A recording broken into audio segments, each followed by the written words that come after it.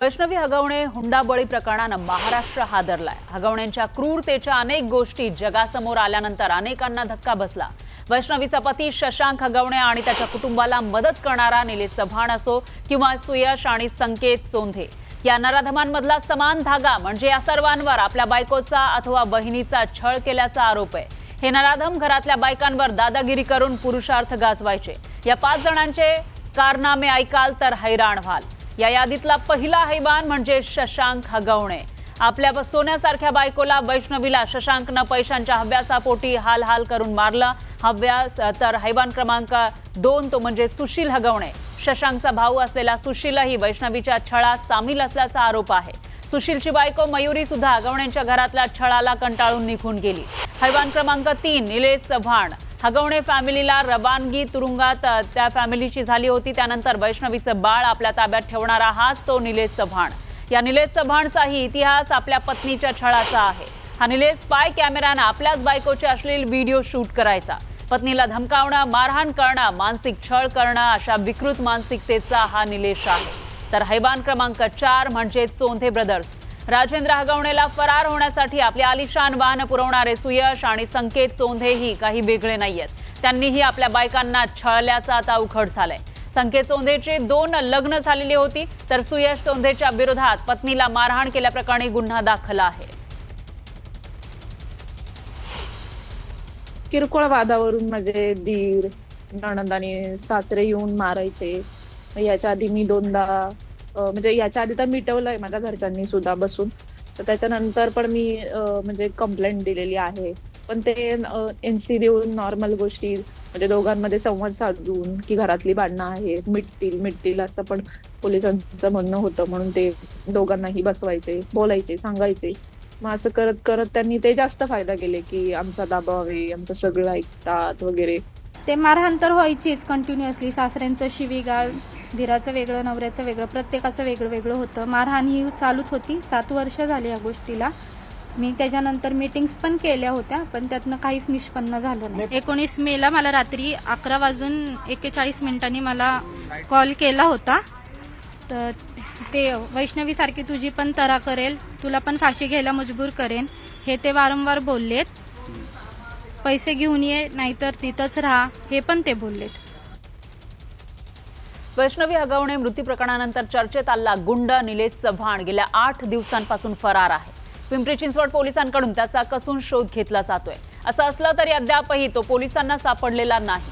त्यामुळे पिंपरी पोलिसांच्या कार्यप्रणालीवर सवाल उपस्थित होत आहेत। वैष्णवीच्या मृत्यूनंतर तिच्या 9 महिन्यांच्या बाळाला कसपटे कुटुंबियांकडे देण्यास याच निलेशनं नकार दिला होता। वैष्णवीच्या माहेरच्यांना त्यानं पिस्तूलचा धाक दाखवला होता। दरम्यान याच प्रकरणी गुंड निलेश चव्हाणवर गुन्हेही दाखल करण्यात आले, तर त्याच्यावर नुकतेच हुंडाबळी प्रकरणीही गुन्हा दाखल करण्यात आलाय। पण अद्यापही त्याला पकडण्यात पोलिसांना यश आलेलं नाही। चव्हाणच्या मागावर पुणे पोलिसांचे 3 आणि पिंपरी चिंचवड पोलिसांचे 3 पथकं आहेत। याशिवाय आरोपी चव्हाण हवाई मार्गे पळून जाऊ नये म्हणून पिंपरी चिंचवड पोलिसांनी चव्हाण विरोधात लुकआउट नोटीसही जारी केली आहे। पण चव्हाण पोलिसांना मागील 8 दिवसांपासून गुंगारा देतोय।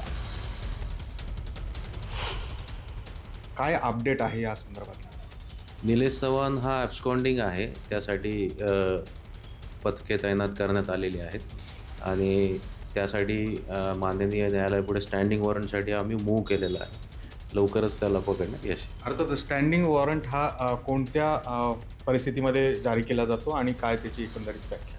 सिरियस ऑफेन्सेसमध्ये आयडेंटिटी डिस्क्लोजर करून एखादा ॲक्युज जर ॲब्स्कॉन्डिंग असेल तर त्यासाठी आपण कोर्टाच्या परवानगीने स्टँडिंग वॉरंट इश्यू करत असतो, ज्यामध्ये त्याची मालमत्ता जप्त करण्याच्या वगैरे त्या पुढच्या तरतुदी असतात।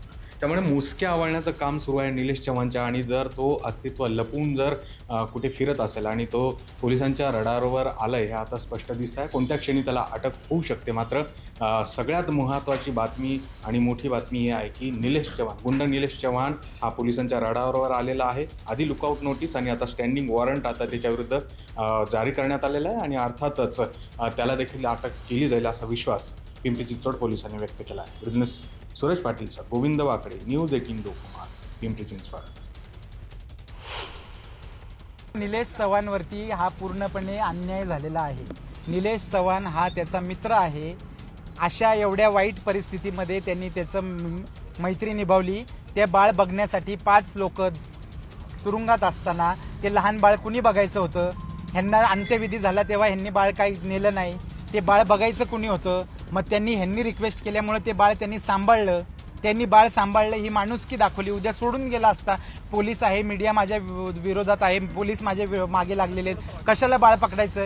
तर कोणी त्यांनी बाळ सांभाळलं. त्याचा दोष काय त्याच्यामध्ये? त्याच्यावरती हा केवळ अन्याय त्याच्यावरती चाललेला आहे, ह्या युक्तिवाद केला आणि त्यांनी बाळाची हेळसांड केली असं त्याच्यावरती ज्युव्हेनाइल जस्टिस ॲक्ट सेक्शन 88 आणि 75ची त्याच्याविरुद्ध त्यांनी चार्ज लावलेला आहे. तर ती हेळसांड केल्याचा कुठलाही, ते बाळ त्यांनी व्यवस्थित सांभाळलं. तिच्या घरचे आले, अनेक आपले लोक होते, तुम्ही सुद्धा होता. सगळ्यांच्या देखत त्या बाळाची त्यांना कस्टडी त्यांनी दिलेली आहे. त्यांच्या सांगण्यानुसार निलेश चव्हाण हा इनोसंट आहे. तो एवढा इनोसंट आहे तर मग लपून का बसला, फरार का झाला असा सवाल उपस्थित होतोय. त्यामुळे पोलीस आता त्याला कधीपर्यंत पकडतात आणि या संपूर्ण प्रकरणामध्ये पोलिसांच्या तपासातून नेमकं काय काय समोर येणार तेही बघावं लागेल. या